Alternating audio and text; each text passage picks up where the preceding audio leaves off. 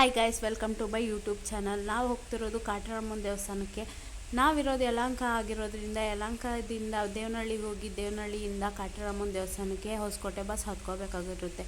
ನಾವು ಬೆಳಗ್ಗೆ 5 ಗಂಟೆಗೆ ಎದ್ದು ಮಕ್ಕಳಿಗೆ ಎಲ್ಲ ರೆಡಿ ಮಾಡಿ ಮನೇಲಿ ಪೂಜೆ ಮಾಡಿ ದೇವಸ್ಥಾನಕ್ಕೆ ಹೋಗೋ ಅಷ್ಟರಲ್ಲಿ 8 ಗಂಟೆ ಆಗಿತ್ತು. 8 ಗಂಟೆಗೇ ತುಂಬ ಜನ ರಶ್ ಆಗಿಬಿಟ್ಟಿದ್ರು. ಇನ್ನು ಬರ್ತಾ ಬರ್ತಾ ಇನ್ನೂ ಜಾಸ್ತಿ ಜನ ಸೇರೋಕ್ಕೆ ಶುರು ಮಾಡಿದ್ರು. ನನ್ನ ವಿಡಿಯೋ ತೆಗೆಯೋದ್ರಿಂದ ನನ್ನ ಮಗಳು ಮೇಲೆ ತೋರಿಸು ಮಮ್ಮಿ, ಫ್ಲವರ್ಸ್ ತುಂಬ ಚೆನ್ನಾಗಿದೆ ಅಂತ ಹೇಳಿರೋದಕ್ಕೆ ಫ್ಲವರ್ಸ್ ತೋರಿಸಿದ್ದೀನಿ. ಆ್ಯಂಡ್ ಲೈನ್ ತುಂಬ ಜಾಸ್ತಿ ಇದ್ದರು. ಬಿಸಿಲು ಕೂಡ ಬೀಳ್ತಿತ್ತು ಒಂದೊಂದು ಸೈಡು. ಆದರೂ ಪೆಂಡಲೆಲ್ಲ ಹಾಕಿರೋದ್ರಿಂದ ಸ್ವಲ್ಪ ತಣ್ಣಗೆ ಇತ್ತು. ಮಕ್ಕಳಿರೋದ್ರಿಂದ ಮಕ್ಕಳಿಗೆಲ್ಲ ಬೇಗ ಬಿಡ್ತಾಯಿದ್ರು. ಆದರೆ ನನಗೆ ಗೊತ್ತಿಲ್ಲದಿರೋ ಕಾರಣ ನಾನು ಲೈನಲ್ಲೇ ನಿಂತ್ಕೊಂಡೆ. ಆದರೂ ಜನಗಳು ಮಧ್ಯದಲ್ಲಿ ತೂರೋದು, ನೂಕಾಟ ಅದೆಲ್ಲ ಇತ್ತು ಸ್ವಲ್ಪ. ಆದರೂ ಲೈನ್ ಫೆಸಿಲಿಟಿ ಇರೋದ್ರಿಂದ ಅಷ್ಟೊಂದು ಏನು ಅನ್ನಿಸ್ಲಿಲ್ಲ. ಇಲ್ಲಿ ವಿಶೇಷತೆ ಏನು ಅಂತಂದರೆ ಕಾಯಿ ಕಟ್ಟೋದು. ಮನಸ್ಸಲ್ಲಿ ಏನಾದರೂ ಬೇಡ್ಕೊಂಡು ಇಲ್ಲಿ ಕಾಯಿ ಕಟ್ಟಿದ್ರೆ ಅದು ನೆರವೇರುತ್ತೆ ಅಂತ ದೊಡ್ಡವ್ರು ಹೇಳ್ತಾರೆ. 4 ಅವರ್ಸ್ ಲೈನಲ್ಲೇ ಸರ್ವೈವ್ ಆಗಬೇಕು ಅಂತಂದರೆ ತುಂಬ ಕಷ್ಟ ಅನ್ನಿಸ್ತು. 2 ಮಕ್ಕಳಿರೋದ್ರಿಂದ ಮಕ್ಳಿಗೆ ಸ್ನ್ಯಾಕ್ಸ್ ತಂದಿರೋದಕ್ಕೆ ನಾನು ಸ್ವಲ್ಪ ಸರಿ ಹೋಯ್ತು. ಇಲ್ಲ ಅಂತ ಅಂದಿದ್ರೆ ನನಗೆ ತುಂಬ ಕಷ್ಟ ಆಗಿರೋದು. ಮಕ್ಕಳು ಚೀರಾಡೋದು ಅಳೋದು ಅವೆಲ್ಲ ನಡೀತಾನೆ ಇತ್ತು. ನಾನು ಫೈನಲಿ ದೇವಸ್ಥಾನದ ಒಳಗಡೆ ಈ ಗರ್ಭಗುಡಿ ನೋಡಿದ ತಕ್ಷಣ ತುಂಬ ಖುಷಿ ಅನ್ನಿಸ್ತು. ಅಪ್ಪ ಸದ್ಯ ಇನ್ನೇನು ಬಂದ್ವಲ್ಲ ಅಂತ.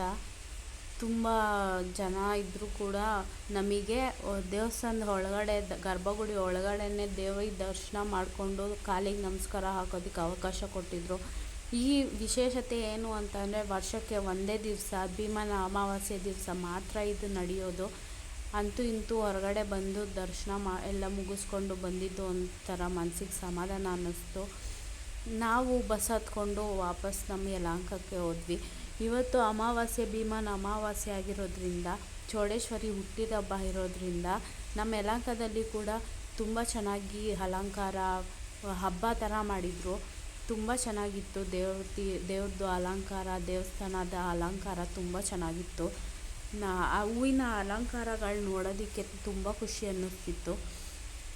ದೇವಿ ದರ್ಶನ ಪಡ್ಕೊಂಡು ಈಶ್ವರಿ ಜಯಂತಿ ಪ್ರಯುಕ್ತ ಈ ದಿನ ತುಂಬ ಚೆನ್ನಾಗಿ ಅನ್ನದಾನ ಮಾಡ್ತಾರೆ. ಇಲ್ಲೇ ಊಟ ಮಾಡಿಕೊಂಡು ನಾವು ಮನೆ ಕಡೆ ಹೊರಟ್ವಿ. ಆದರೂ ಎಲ್ಲ ದೇವ್ರ ದರ್ಶನ ಮಾಡಿಕೊಂಡು ತುಂಬ ಖುಷಿ ಅನ್ನಿಸ್ತು. ಮನಸ್ಸಿಗೆ ಒಂಥರ ನೆಮ್ಮದಿ ಸಿಕ್ತು. ಇವತ್ತಿಗೆ ಈ ವ್ಲಾಗ್ ಎಂಡ್ ಮಾಡ್ತಾಯಿದ್ದೀನಿ. Please subscribe and watch my video. Thank you for watching. Subscribe ಮಾಡ್ಕೊಂಡು ವಿಡಿಯೋಸ್ ನೋಡಿ ಸಪೋರ್ಟ್ ಮಾಡಿ.